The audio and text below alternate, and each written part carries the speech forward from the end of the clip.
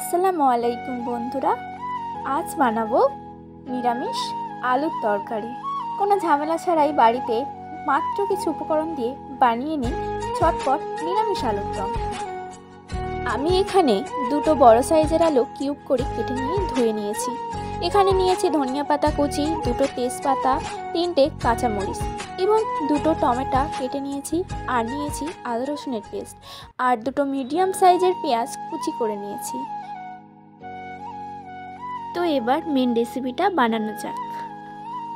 আমি এখানে pressure cooker নিয়ে নিয়েছি, তোমরা চাইলে কড়াইতেও রান্নাটা করতে পারো। আমি এখানে সরিষার তেল দিয়ে দিয়েছি, কারণ সরিষার তেলে রান্না করলে তরকারির টেস্টটা বেশ দারুণ হয়।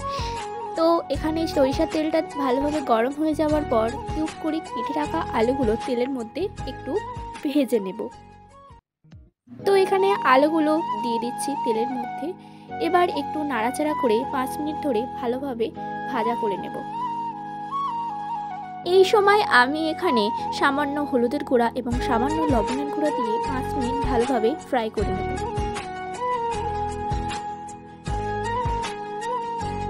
তো আমার 5 মিনিট ভাজা হয়ে গেছে। এবার আমি একটি পাত্রে আলুগুলোকে তুলে নেব। তারপর একই তেলে কেটে রাখা পেঁয়াজ কুচি, কেটে রাখা লঙ্কা কুচি এবং ধুয়ে রাখা দুটো ধনেপাতা দিয়ে দিচ্ছি। এরপর 3টে উপকরণগুলোকে ভালোভাবে ভেজে নেব। পেঁয়াজ লাল লাল করে ভাজা হয়ে যাবার পর আমি এখানে পেস্ট করে রাখা আদা রসুনের পেস্টটা দিয়ে দিচ্ছি। তারপর ভালোভাবে নেড়ে নিচ্ছি। এই সময় এখানে গ্যাসের ফ্লেমটা আস্তে রাখতে হবে, না হলে লেগে যেতে পারে। তো আমি এখানে কেটে রাখা টমেটো কুচিগুলোও দিয়ে দিচ্ছি। তারপর আরও ভালো করে রান্না করে নেব।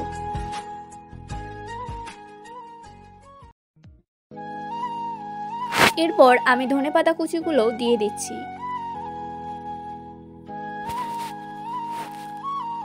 তারপর এখানে ধনের গুঁড়ো, হলুদ গুঁড়ো এবং লবণ গুঁড়ো সমস্ত মশলা দিয়ে দিচ্ছি।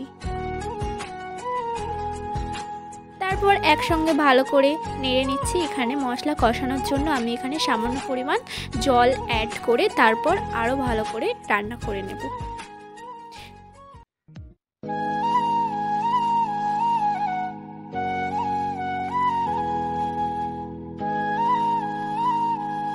এখানে আমার মশলাগুলো ভালোভাবে কষানো হয়ে গেছে। এই পর্যায়ে আমি এখানে আরেকটু জল দিয়ে দিচ্ছি।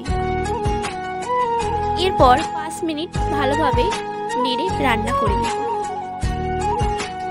তো ফিরে আসছি 5 মিনিট পর। তো এখানে দেখতে পাচ্ছ মশলাগুলো কত ভালোভাবে কষানো হয়ে গেছে। এরপর আমি এখানে ভেজে রাখা আলুগুলোকে দিয়ে ভালোভাবে নেড়ে মিশিয়ে নেব।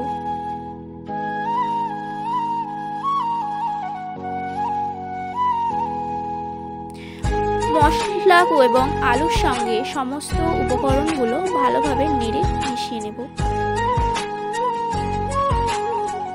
তো ভালোভাবে মেশানো হয়ে গেছে।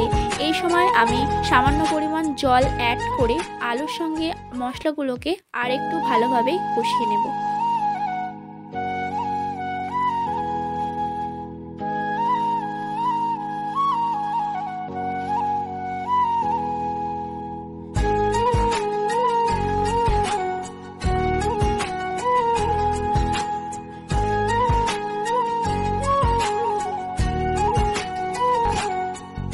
তো মশলাগুলোর সঙ্গে আলু ভালোভাবে রান্না হয়ে যাবার পর এখানে আমি 2 গ্লাস পরিমাণ জল দিয়ে দিচ্ছি। তোমরা যদি ঝোলের পরিমাণটা বেশি রাখতে চাও তাহলে বেশি দিতে পারো, এবং যদি ঝোলের পরিমাণটা কম রাখতে চাও তাহলে 1 গ্লাস পানি এখানে এনাফ।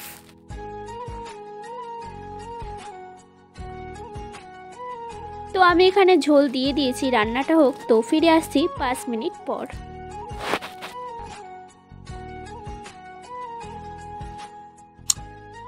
বন্ধুরা, ভিডিওটি ভালো লাগলে একটি লাইক, একটি কমেন্ট এবং আমার চ্যানেলের নতুন দর্শক হয়ে থাকলে চ্যানেলটিকে সাবস্ক্রাইব করে আমার পরিবারের সদস্য হয়ে থাকবে।